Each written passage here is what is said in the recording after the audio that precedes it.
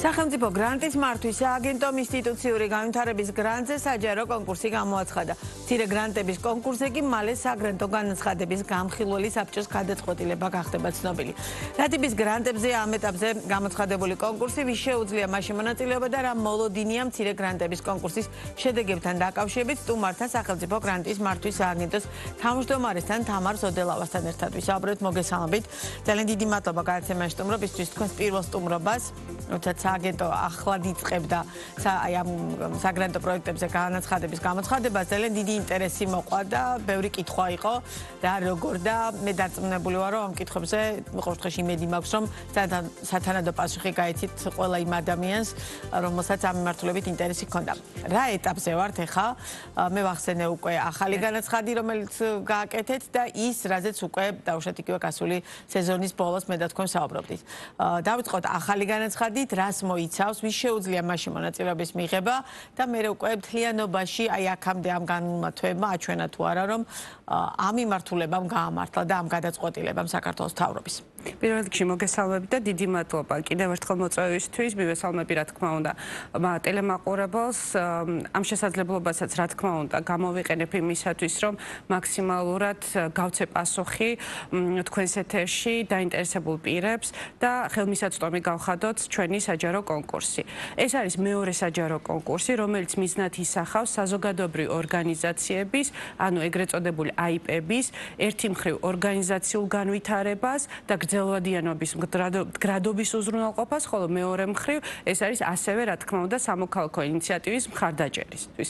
ანუ შესაბამისად განსხვავება მიმდინარე მცირე გრანტების საჯარო კონკურსისგან არის ის, რომ ჩვენ აქ ორი მიზნისთვის ვაძლევთ შესაძლებლობას ორგანიზაციებს, რომ მოიპოვონ სახელმწიფო დაფინანსება და გაძლიერდნენ თვითონ როგორც ინსტიტუციურად, ანუ ორგანიზაციულად და სტრუქტურები ჩამოაყალიბონ, რაც საჭირო არის, რა თქმა უნდა, გრძელვადიანი განვითარებისთვის, ხოლო მეორე მხრივ, რა თქმა უნდა, განახორციელონ სამოქალაქო ინიციატივები, რომელიც არის მიმართული სახელმწიფოებრივი ან საზოგადოებრივი სიკეთისთვის. კი ბატონო, რა მოლოდინი გაქვთ, ვის შეუძლია მონაწილეობა მიიღოს და რა მოლოდინი გაქვთ?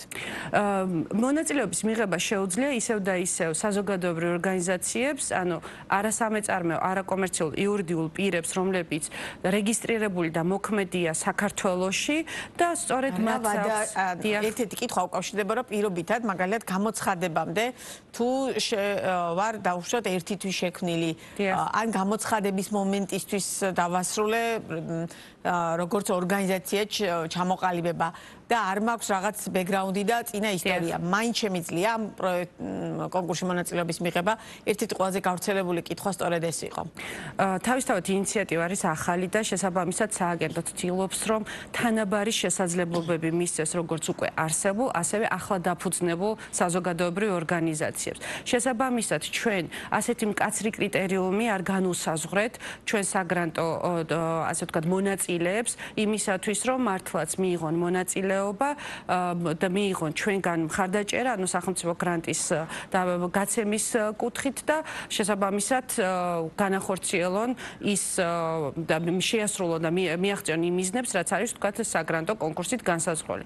თქვენს პასუხად გაგცემთ კიდევ ერთხელ, რომ ესე იგი ასეთი კრიტერიუმი არ გვაქვს, ჩვენ განსაზღვრეთ თანაბრობის პრინციპი და დიდი იმედი გვაქვს, რომ როგორც უკვე არსებული, ასევე ახალდაფუძნებული ორგანიზაციები ისარგებლებენ და მიიღებენ მონაწილეობას. თქვენ ახლა ახსენეთ სიტყვა მდგრადობა და ამ ახალმა კონკურსმა უნდა უზრუნველყოს არასამთავრობო სექტორის მთლიანობაში მდგრადობა, მათ შორის რა თქმა უნდა ფინანსურ ნაწილშიც. რა მოლოდინი გაქვთ და საერთო ჯამში რამხელა ბიუჯეტი, ეს ძალიან მნიშვნელოვანია და თითო საგრანტო განაცხადზე რა თანხის გაცემა შეგიძლიათ? კი ბატონო, მთლიანობაში სააგენტოსთვის წელს ბიუჯეტში არის განსაზღვრული 20 მილიონი ლარი. შესაბამისად ეს არის ის თანხა, რომელიც ხელმისაწვდომი იქნება სხვადასხვა ტიპის ინიციატივისთვის საჯარო კონკურსის გზით. თითეული საგრანტო განაცხადი ინსტიტუციური განვითარების საჯარო კონკურსისთვის არ უნდა აღემატებოდეს 700.000 ლარს და შესაბამისად 700.000 ლარიანი საგრანტო განაცხადით შეუძლია მომართოს თითოეულმა საზოგადოებრივ ორგანიზაციამ და მოიპოვოს ეს სახელმწიფო გრანტი და განახორციელოს შემდეგ ის მიზნები, რომელიც იქნება, რა თქმა უნდა, განსაზღვრული საგრანტო განაცხადით. რაც შეეხება უკვე გამოცხადებულ საგრანტო განაცხადს გადაწყვეტილების მიღებას ველოდებით, რომელიც ზაფხულში იყო გამოცხადებული. იქ როგორი სურათი გვაქვს? საბოლოოდ რამდენი ათასი განაცხადი შემოვიდა? ეს ძალიან მნიშვნელოვანია, რომ მაყურებელს მეტნაკლები წარმოდგენა ჰქონდეს, რამდენად აქტიური იყო დავუშვათ საზოგადოებრივი ორგანიზაციები, არასამთავრობო ორგანიზაციები ამ მიმართულებით და აი გადარჩევის პროცესი როგორი იყო, ესეც მნიშვნელოვანია. თქვენ ახსენეთ, რომ ჯერ კიდევ მიმდინარე არის და ჩვენ 11 ოქტომბრის ჩათვლით საბჭო მიიღებს უკვე გადაწყვეტილებას და საზოგადოებისთვის ცნობილი გახდება თუ ვინ მოიპოვა სახელმწიფო გრანტი და შესაბამისად ეს ინფორმაცია უკვე მომდევნო კვირის ბოლოსკენ იქნება ხელმისაწვდომი. რაც შეეხება ციფრებს, ძალიან დიდი მომართვიანობა იყო, როგორც არაერთგზის ვახსენე, ეს არის ახალი ინიციატივა და შესაბამისად გსურს რომ რაც უფრო მეტი დაინტერესებული საზოგადოებრივი ორგანიზაცია ისარგებლებს 403 განაცხადი იყო რომელიც ჩვენ პირველად გამოვაქვეყნეთ საქმის წარმოებაში დარეგისტრირდა 346 განაცხადი იქ იყო დუბლირება და შესაბამისად 346 იყო რომელმაც გაიარა რეგისტრაცია ხოლო 247-მა დააკმაყოფილა ეგრეთ წოდებული ფორმალური შესაბამისობა და გადაეცა საბჭოს და სწორედ 247 განაცხადი საბჭო იმშელებს და მიიღებს გადაწყვეტილებას უკვე მომდევნო კვირაში. რამდენი დაკმაყოფილება შეგიძლია თუ ის აკმაყოფილებს 247-ს შეგიძლიათ გასცეთ ეს თანხა? ეს არის კონკურსი. შესაბამისად ეს არის იდეათა კონკურსი. ამდენად წინასწარ ამის თქმა თუ რამდენი იქნება მხარდაჭერილი საბჭოს მიერ რთულია, მაგრამ ნებისმიერ განაცხადს, რომელიც გადაეცა საბჭოს აქვს თანაბარი შესაძლებლობა, ხოლო უკვე იდეაზე და იმ კრიტერიუმებზე დაფუძნებით, რომელიც ასევე ხელმისაწვდომი არის ნებისმიერი დაინტერესებული პირისთვის, საბჭო იმსჯელებს და მიიღებს გადაწყვეტილებას. კი ბატონო, თქვენ გქონდათ შერჩეული პრიორიტეტები, რა პრიორიტეტებზეც ის მიხედვითაც შეეძლოთ დაუშვათ იგივე განაცხადების მიღება. რამდენად აი ამ გადარჩევის პროცესმა რააჩვენა, რამდენად თანხვედრაში იყო ეს პრიორიტეტები და შესაბამისი განაცხადები და რამდენად სწორად გაიგეს ამ ორგანიზაციებმა, რა მიზანი აქვს სახელმწიფოს ამ ნაწილში და რა მიზნის დაკმაყოფილებას ემსახურება მთელი ეს პროცესი? დავიწყებ იქიდან, რომ ძალიან ბევრი კითხვა მოდიოდა თუ ვინ არის ჩვენი სუბიექტი. შესაბამისად, ვისარგებლებ ამ შესაძლებლობები და კიდევ ერთხელ განმარტავ, რომ საზოგადოებრივი ორგანიზაცია ეს არის არასამეწარმეო, არაკომერციული იურიდიული პირი. აქედან გამომდინარე, ჩვენი მიზანი სწორედ არის, რომ ჩვენ სამოქალაქო ინიციატივებს უჭერთ ხარს, ეს არის სახელმწიფოებრივი და საზოგადოებრივი სიკეთის შემქმნელი რაღაცა იდეა, პროსაპროექტო იდეა, სამოქალაქო ინიციატივა. აქედან გამომდინარე, ჩვენ არ ვაფინანსებთ, ანუ ჩვენ მანდატში არ შედის ბიზნეს იდეების ხარდაჭერა, იმიტომ რომ ხშირად არის ასეთი კითხვები დასმული და მინდა რომ მეტი სიცხადე შევძინო, თუ რას აკეთებს სააგენტო და ამ ინიციატივის მიღმა რა არის. რაც შეეხება პრიორიტეტებს, ყველა პრიორიტეტზე არის შემოსული არაერთი განაცხადი. სტატისტიკურად რომ ავიღოთ, ყველაზე მეტი განაცხადი არის განათლება, მეცნიერება და ახალგაზრდობის მიმართულებით, ხოლო მეორე დემოკრატიული ინსტიტუტები, ადამიანის უფლებები და ძირითადი თავისუფლებები და შემდეგ ასე ვთქვათ ეს სტატისტიკა ჩაშლილი არის. უბრალოდ მე ხაზი გავუსვი ყველაზე მეტ განაცხადს, რომელიც დაკმაყოფილდა. თუმცა არის ეს ბევრი განაცხადი, რომელიც რამდენიმე პრიორიტეტს პასუხობს და ცხადი არის ესეც ძალიან მნიშვნელოვანი ასე ვთქვათ სურათი არის. რაც შეეხება იმას, თუ რამდენად სწორად იყო აღქმული და გაგებული მთელი პროცესი. სააგენტო მაქსიმალურად ცდილობდა როგორც წერილობით, ასევე სატელეფონო კონსულტაციებით, რომ ნებისმიერ კითხვაზე სრულყოფილად ეპასუხა დაინტერესებული პირებისთვის და ჩვენ ნამდვილად მოწოდებული ვიყავით, სრული გუნდი ჩართული ვიყავით ამაში, რომ თვითონ პროცესში მართლა მხარდაჭერა გამოგვეთქვა და ნებისმიერ კითხვაზე პასუხი სრულყოფილად გაგვეცა, რომ დავხმარებოდით მათ საგრანტო განაცხადის სრულყოფილად წარმოდგენაში. ის რაოდენობა, რომელიც არის წარმოდგენილი, ეს რაოდენობა შეესაბამებოდა თქვენს მოლოდინებს თუ დავუშვათ იმაზე მეტია ვიდრე ვარაუდობდით, რომ რეალურად იქნებოდა ინტერესი. ეს არის იმაზე მეტი, რასაც ჩვენ ვარაუდობდით. ცხადი არის რაღაცა საორიენტაციო თქონდა აღებული, მაგრამ ჩვენ გახარებს ის, რომ დიდი რაოდენობა არის უკვე არსებული ორგანიზაციებისგან შემოსული განაცხადები და ასევე არის გარკვეული ნაწილი, რომელიც ახლა დაფუძნდა 2025 წელს, როდესაც ინიციატივა უკვე გაცხადდა და ჩამოყალიბდა სააგენტო. კი ბატონო, მოლოდინები როგორი უნდა ჰქონდეს საზოგადოებაში, დავუშვათ მთლიანობაში შემთხვევაში თუნდაც იგივე საგრანტო თანხა 700.000 პრინციპში ჩემი გადმოსახედა საკმაოდ სოლიდური თანხა ამა თუ იმ ორგანიზაციის მდგრადი გავითარებისთვის. თან ის არის ეს 1 წლის ბიუჯეტია, ხო ლაპარაკით თუ სწორად მივხვდი. აი ამ პროცესების გათვალისწინებით რა მოლოდინი უნდა ქონდეს საზოგადოებას, შემდგომ რა ტიპის საკონკურსო განაცხადების მიღებას ფიქრობთ და რამდენად ფიქრობთ რომ შეიძლება რომ რაღაც პროცესში თუნდაც იგივე პრიორიტეტები შეიცვალოს ან დაიხვეწოს. დავაზუსტებ რომ ეს განხორციელების პერიოდი არის სულ მცირე 9 თვე და მაქსიმუმი არის 24 თვე. ანუ 700.000 ლარი ეს მაქსიმალური ბიუჯეტი გათვლილი არის სწორედ აი ამ პერიოდისთვის. კი ბატონო.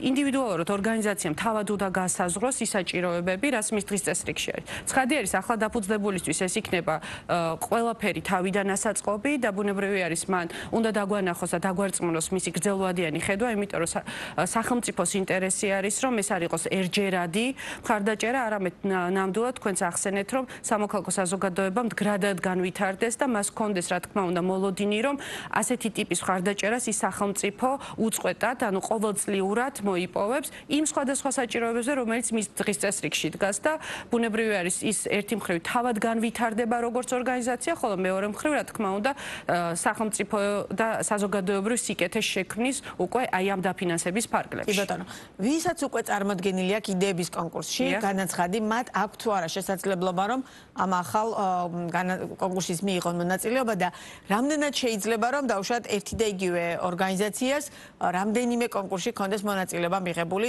და რამდენჯერმე მიიღოს დაუშვათ სააგენტოსგან დაფინანსება. ის კიდე ერთ-ერთი კითხვა რომელსაც ახლა ვცდილობ რომ რამე არ გამომრჩეს და ამიტომაც უსვამ ხაზს. პირიქით, ნებისმიერი მნიშვნელოვანი საკითხი უნდა იყოს პასუხგაცემული და მადლობა პირიქით ამ კითხვებისთვის. ორგანიზაციები, რომლებმაც მცირე საგრანტო კონკურსში მიიღეს მონაწილეობა, ცხადია მათ აქვთ შესაძლებლობა, რომ მიიღონ ინსტიტუციური განვითარების საჯარო კონკურსში მონაწილეობა. მთავარი არის ის, რომ იდენტური საპროექტო იდეა არ უნდა იყოს წარმოდგენილი.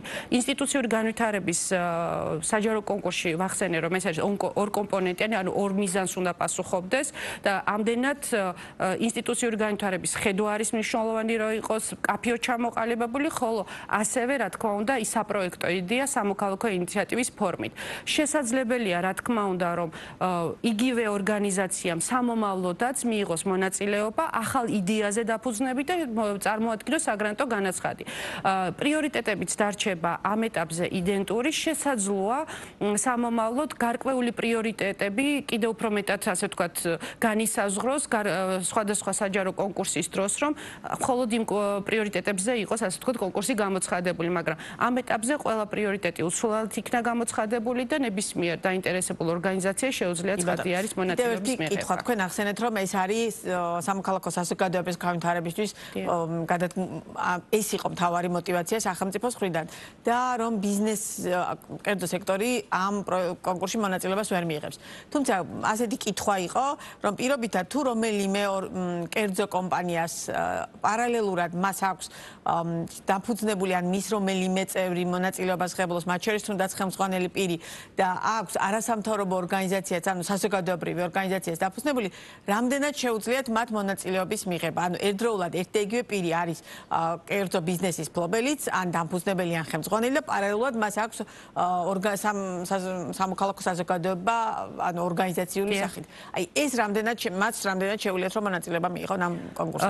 საზოგადოებრივი ორგანიზაციის IP-ის ფორმით მისი მიუხედავად იმისა, კერძო სუბიექტის მიერ არის დაფუძნებული თუ ფიზიკური პირის მიერ აქვს უფლება რომ მიიღოს მონაწილეობა და შემოვიდეს ჩვენ საჯარო კონკურსში. ცხადი არის, აქ არის მნიშვნელოვანი ის, რომ გამიჯნული იყოს, რომ სწორედ IP, ანუ საზოგადოებრივი ორგანიზაცია, რომელსაც სურს რომ სახელმწიფო გრანტი მოიპოვოს, ნამდვილად მოხმარდება და ბუნებრივი არის განხორციელდება ისე, როგორც არის ჩვენი მიზნებით გაცხადებული. ანუ ეს არ უნდა იყოს, ასე ვთქვათ, ირიბი კონტრიბუცია დაფინანსების წყარო კერძო ბიზნესისთვის.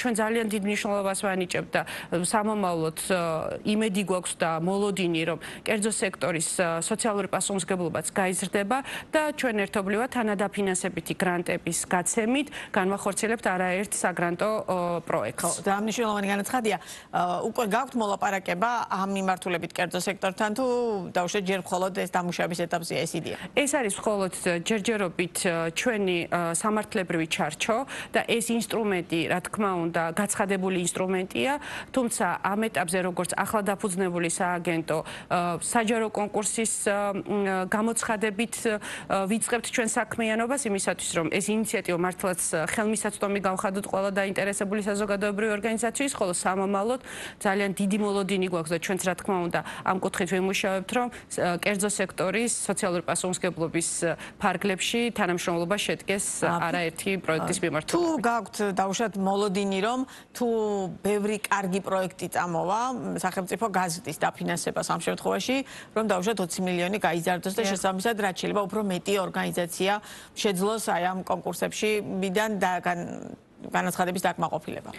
ნამდვილად არის ეს მოლოდინი და ეს პროგნოზიც.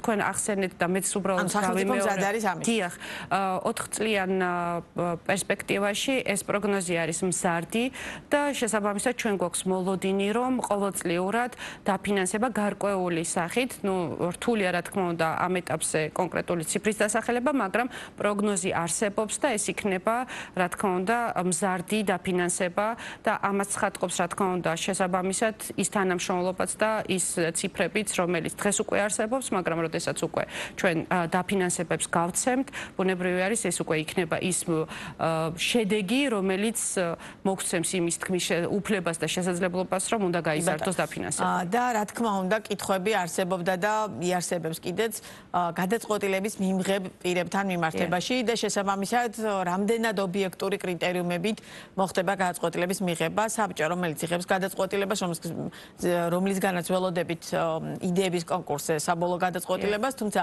მთლიანობაში ის რომ საზოგადოებას არ ქონდეს განცდა, რომ რაღაც არასწორად კეთდება ამ ნაწილში თან მithumetes სახელმწიფო ბიუჯეტზე ალაპარაკი, სახელმწიფო ფულზე ალაპარაკი, თითოეული ჩვენგანის, ანუ გადასახადის გადამხდელის მიერ სახელმწიფო ბიუჯეტში შეტანილ თანხაზე, სწორედ ამიტომაც ვკითხულობ, რეალურად რამდენად ობიექტურ კრიტერიუმებზე არის დაფუძნებული გადაწყვეტილების მიღება და მერე კონტროლის მექანიზმი, რომ აი პირობითად ის რომ არ მოხდეს, რომ დავუშვათ იგივე თუნდაც სადმე გადამისამართეს და იმ გაცხადებულ მიზნებს არ შეესაბამოდეს. აი ამის კონტროლის მექანიზმი როგორია?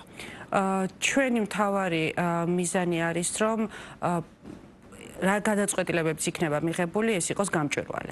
ამისათვის პირველ ეტაპზე როგორც კი საჯარო კონკურსი გამოვაცხადეთ, ჩვენ ასევე გამოვაქვეყნეთ ის კრიტერიუმები, რაზე დაფუძნებითაც საბჭო იმშელებს და მიიღებს გადაწყვეტილებას.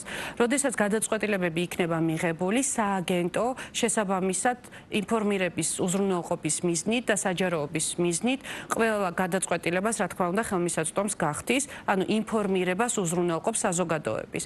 და რა თქმა უნდა, დაინტერესებულ პირებს განემარტებათ, დამატებით, თქვათ ის დეტალები, რის საფუძველზეც იქნა ესა თუ ის გადაწყვეტილება მიღებული. რაც შეეხება კონტროლის მექანიზმს, სააგენტოს მთავარი ამოცანა მათ შორის, რა თქმა უნდა, და ერთ-ერთი ძალიან მნიშვნელოვანი ეს არის მონიტორინგი.